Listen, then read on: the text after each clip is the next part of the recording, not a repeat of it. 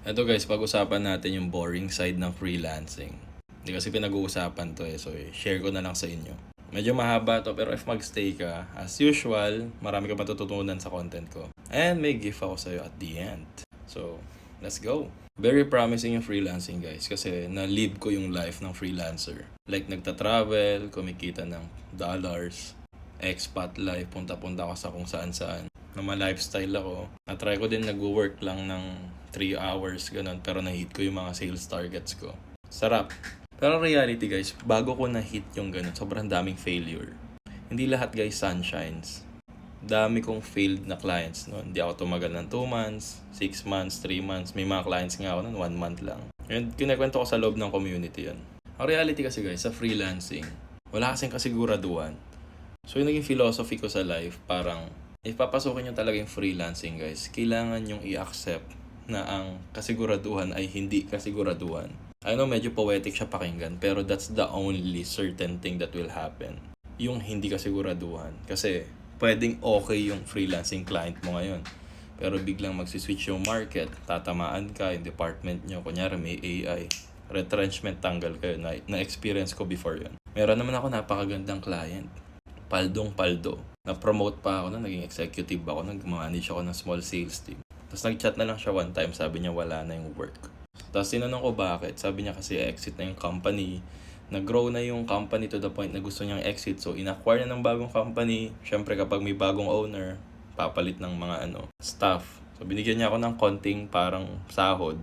Pero that's not enough. Meron ding experience naman sa akin noon na hindi ko lang talaga na-hit yung sales target. Kasi that time, sobrang down yung market. And ina-acknowledge ng ng client. Kasi pandemic, takot bumili yung mga tao that time. Nasa service kami noon. Service-based na business. So, hirap kami makalan ng client. Kahit sobrang skilled ko na salesperson o remote sales professional, pag wala talaga yung bagsak yung market, ang hirap.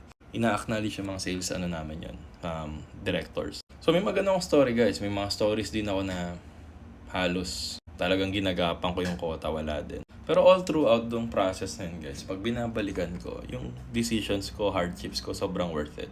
Take note guys, ngayon lang din ako nagbe-breakthrough sa career ko Sobrang tagal ko grind to. Yung mga day ones ko, alam nila to Alam nila trinabaho ko to, broke ako nun. And na-enjoy ko yung fruits ng success. Pero hindi pa naman to yung main ko. Parang nasa part pa lang ako na, okay, medyo malapit na ako pero malayo pa. Pero freelancing really changed my life guys. In terms of hardships, mindset, connections, networks, even my net worth, tapos yung career guys. And if there is one thing na ibibigay sa inyo na freelancing, it's the freedom. But yung freedom sa freelancing kasi guys, it's not something na one edge siya. Tama ba yung term? It's a double-edged sword. Ibig sabihin, may freedom ka pero you need to have the responsibility at discipline. Kasi minsan masyado tayong na-enjoy natin kasi freelancer nga, so freedom. Pero, yun din minsan naging reason kung bakit nawawalan tayo ng client. So, madami kayong matututunan. And if ikaw naman yung tao na aspiring freelancer ka, ito lang masasabi ko. Don't expect na fast results. There are some people na makakaland ng 6 digits agad na client, pero hindi lahat ganun ka-special. Maybe okay yung timing yung market, yung iba naman skilled talaga sila, yung iba naman favored. Madami. Pero wag na wag kayong susuko. Ako yung living proof na this can really change your life. Now, ang tanong, maging successful ba ako dito, yayaman ako? It depends. Ako guys, mas naiengganyo ako ngayon na magtayo ng community, help people, mag-share ng content. May mga taong pumapaldo sa freelancing naman, mga solopreneur, tumatanggap ng 3 client, malaki yung ticket, like $2,000 per month, 3 ganun. So, parang 300k kinikita nila. Pero, again, the bigger the pay sa freelancing, the bigger the responsibilities. May mga agency owners that they're earning millions of pesos per month, pero ang daming responsibilities. Minamanage nila yung client, minamanage nila yung talent nila, ang daming stress. So, pipili lang kayo ng ng stress nyo. Na-try ko dati guys, 3 client. Ang laki ng kinikita ko, like, super. 6 digits pataas talaga. Pero, sakit sa ulo. Isa-sacrifice mo yung health mo. Tumaba ako noon, stress ako. Nakakapagod. And dumating ako sa point na na-realize ko na hindi ko na muna kailangan ng maraming client. Kasi sino ba para patunayan sarili ko? Nagawa ko na dati yun. And I came to the point na sabi ko, isang client lang, tapos chill. And na-realize ko din throughout my journey na sobrang tagal ko na sa game to the point na pwede na ako maging consultant. Like, magtuturo ako ng ways paano maging freelancer, paano yung remote sale. Which is ginagawa ko na siya ngayon. And ito yung story ko, guys. Magkakaiba tayong timeline. Okay? May mga tao mas mahigitan ako, may mga taong mas malilate konti sa akin, may mga tao namang sobrang tagal.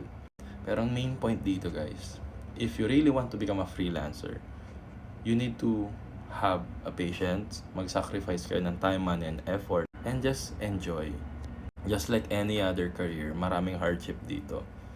So, kapit lang wag kayo susuko. Okay? Now, if dumating sa point na sa tingin hindi para sa inyo to, at least sinubukan nyo. Okay? May mga tao kasi na namimit gusto ko maging freelancer. 3 years ago, 4 years ago pa nila sinasabi yun. Nagbago na yung market, AI is booming. Hindi pa rin sila freelancer. So, it's all about execution, take action, i-check nyo. Napakadami ng mentors, guys. Sobrang saludo ako sa mga mentors na nagtuturo dyan. Ang daming value. Ang daming mentorship, program, training matutulong sa inyo. Mag-due diligence lang kayo para makita nyo kung legit sila yung iba doon. So, it's the best time around. So, napakagandang platform. It's just you. So, napanood mo tong video na to. Good luck. And if you're someone who's looking for a mentor or a training program, guys, may free community ako that teaches freelancing, specifically remote sales. Yun yung gift ko kasi nagstay ka dito. So, lahat tinuturo ko doon, from freelancing, tuturuan kita ng sales, ng remote sales, kapag nakuha mo ng skills, paano mag-land ng client, paano mag-sustain ng client, and so on. So, ito siya, the Parliament Plus. So, 3K members tayo ngayon. Yan. If you want to join, as my way of saying thank you, nagstay ka dito sa pagyayap ko. At if may natutunan ka value, feel free to join. Link in my bio or just search jointheparliament.com. Sana nakatulong and spread the word. Tag mo yung friend mo na need mapanood to. Baka ito na din yung sign. Diba? Peace!